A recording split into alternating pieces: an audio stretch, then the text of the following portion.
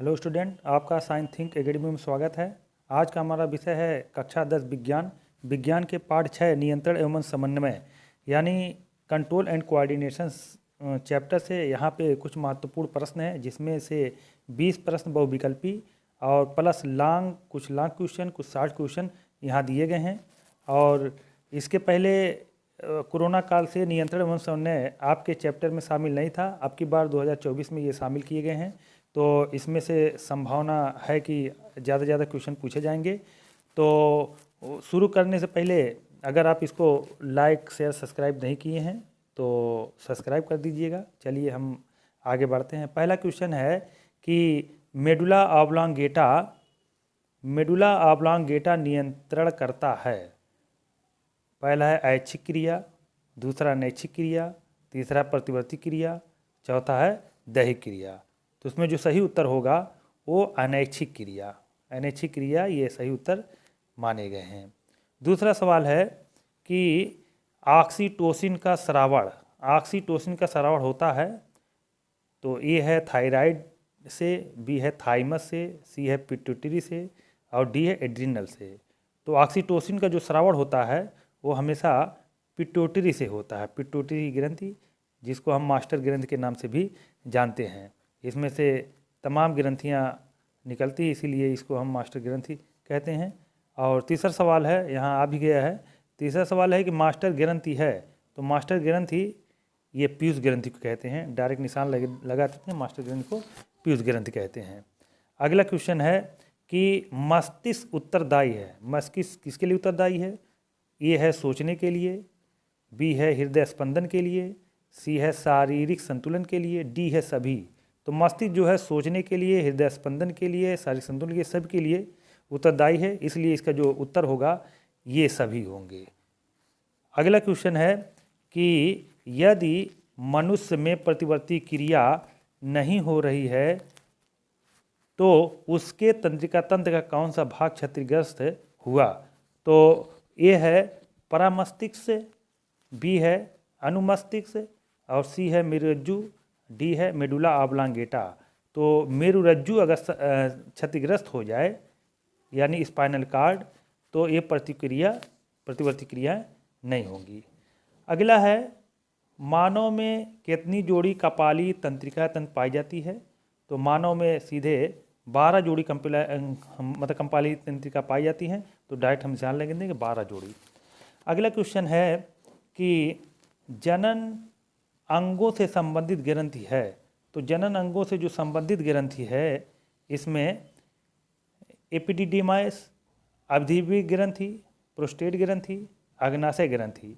तो जनन अंग से संबंधित जो ग्रंथि है ये है प्रोस्टेट ग्रंथि। ये उत्तर इसका हो जाएगा 7 का, ये प्रोस्टेट ग्रंथि। अगला क्वेश्चन है मानव लिंग हार्मोन कहलाता है। मानव लिंग हार्मोन जो है डायरेक्ट निशान लगा देते हैं, ये कहे जाते हैं एस्ट्रोजन को। एस्ट्रोजन जो है ये मानव लिंग हार्मोन्स है। अगला क्वेश्चन है कि इंसुलिन स्रावित करता है। इंसुलिन क्या स्रावित करता है? कहाँ स्रावित होते हैं? तो पिट्यूटरी से, थायराइड से, लैंगरहैंस की द्वीपिकाएँ और अधिबीरी से। तो जो इसका उत्तर है 9 का सी उत्तर होगा।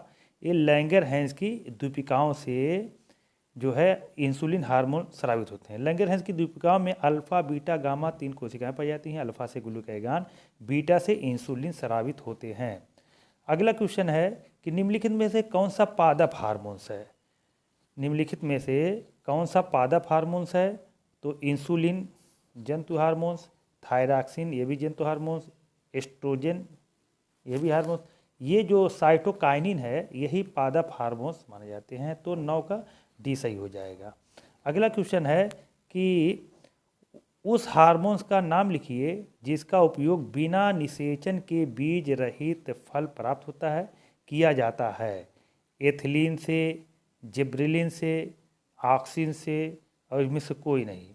तो जो इसका सही उत्तर है ये ऑक्सिन है। ऑक्सिन को छिड़क दिया जाए तो उसमें बीज नहीं होंगे, इसको हम अनिषेक फलन कहते हैं। अगला क्वेश्चन है कि प्रतिवर्ती क्रिया का उचित उदाहरण है। तो प्रतिवर्ती क्रिया का सबसे अच्छा उदाहरण क्या है? तो पहला है सामान्य सांस लेना, पुस्तक पढ़ना, स्कूटर चलाना और एकाएक नेत्र के सामने तेज रोशनी पड़ने पर नेत्र झपकना। तो सबसे अच्छा उदाहरण यही है, एकाएक नेत्र पर अगर कोई तेज रोशनी पड़ती है तो पलक झपक जाती है। इसके अलावा भी तमाम तरह के उदाहरण हैं, जैसे सांप देखकर पीछे हट जाना, साइकिल चला रहे हैं अचानक कोई आगे आ जाए तो साइकिल पर जो ब्रेक है ब्रेक पर हाथ तुरंत चल जाना। तो ये सब प्रतिवर्ती क्रियाएं हैं, तो इस वजह से ये डी वाला सही हो जाएगा। अगला क्वेश्चन है कि दो तंत्रिका कोशिकाओं के मध्य खाली स्थान कहलाते हैं। तो दो तंत्रिकाओं के मध्य खाली स्थान को सिनेप्स कहते हैं। सिनेप्स, डायरेक्ट निशान लगाएं, सिनेप्स। दो तंत्रिकाएं जब आपस में जुड़ती हैं, उस जो खाली स्थान बचते हैं उसी को हम सिनेप्स कहते हैं। अगला क्वेश्चन है कि मनुष्य में पाई जाने वाली मिश्रित ग्रंथि है। तो मनुष्य में पाई जाने वाली मिश्रित ग्रंथि डायरेक्ट निशान लगाते हैं कि ये अग्नाशय जो है ये मिश्रित ग्रंथ होती है। अग्नाशय को मिश्रित ग्रंथ के नाम से जाना जाता है। और पांचवा है कि कैल्शियम तथा फास्फोरस के उपापचय के नियंत्रण हेतु हार्मोन स्रावित होता है।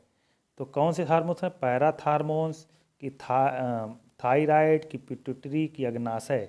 तो इसमें जो सही उत्तर है ये पैराथार्मोन्स ये कैल्शियम तथा फास्फोरस के उपचार नियंत्रण हेतु हार्मोन स्रावित होता है।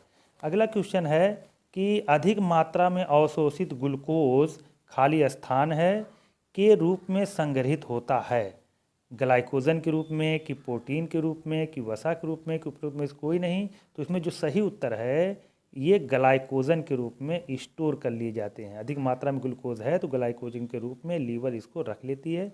जब ग्लूकोज की कमी होती है तो ग्लाइकोजन तोड़ तोड़ के ग्लूकोज जो है खून में मिलते रहते हैं, हमको ऊर्जा मिलती रहती है।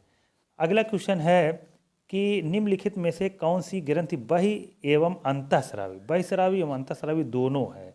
तो इसमें अग्नाशय एक ऐसी ग्रंथि है जो बहिस्रावी या अंतःस्रावी दोनों मानी जाती है। इसी को हम मिश्रित ग्रंथि के नाम से भी जानते हैं। इसको हम क्या करते हैं? मिश्रित ग्रंथि के नाम से भी जानते हैं।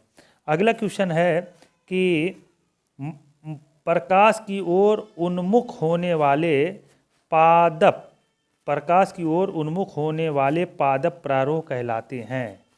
फोटोट्रॉपिज्म कि हाइड्रोट्रॉपिज्म कि जियोट्रॉपिज्म कि थिग्मोट्रॉपिज्म। तो जो इसका सही उत्तर है वो फोटोट्रॉपिज्म है। फोटान माने प्रकाश, इसी से ले लिया गया फोटोट्रॉपिज्म। अगला क्वेश्चन है कि निम्नलिखित में से कौन सा एक केवल जंतु में पाया जाता है। तो श्वसन तंत्र, तंत्रिका तंत्र, हार्मोन्स, वृद्धि।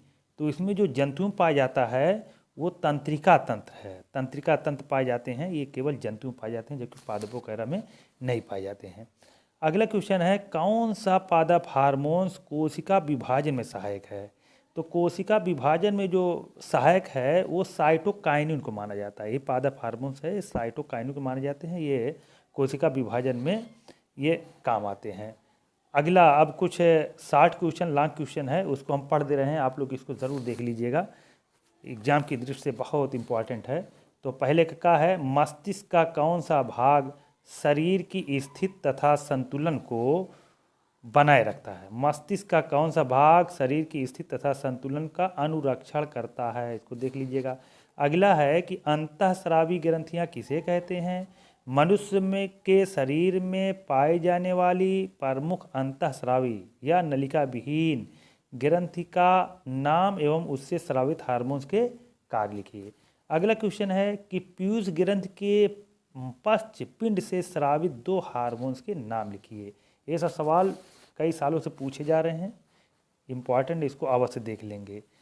अगला है कि इंसुलिन का क्या महत्व है, ये कहाँ बनता है। तो अभी बताया कि इंसुलिन जो है ये अग्नाशय ग्रंथि से निकलते हैं। अग्नाशय ग्रंथि में लैंगरहैंस की द्वीपिकाएँ हैं, उसमें अल्फा बीटा गामा कोशिकाएं, अल्फा से ग्लूकागॉन, बीटा से इंसुलिन निकलते हैं। अब दूसरा का है किन्हीं 2 पादप हार्मोन्स के नाम तथा उनके कार्य लिखिए। किन्हीं 2 पादप हार्मोन उसके कार्य लिख देना है।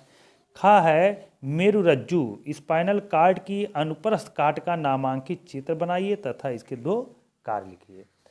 दूसरे का ग है निम्नलिखित में अंतर लिखना है। ये अंतर बहुत पूछे जाते हैं, इसको आप लोग देख लीजिए। अंतर जो है बहुत पूछे जाए, अपने कॉपी पे अवश्य इसको लिख लेंगे, इम्पॉर्टेंट है, कई साल पूछे गए हैं।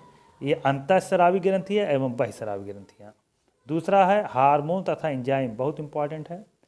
अगला है ऐच्छिक तथा अनैच्छिक पेशियाँ, देख लीजिएगा। अगला है ऑक्सिन तथा जिब्रिल हार्मोन से पादप हार्मोन्स है।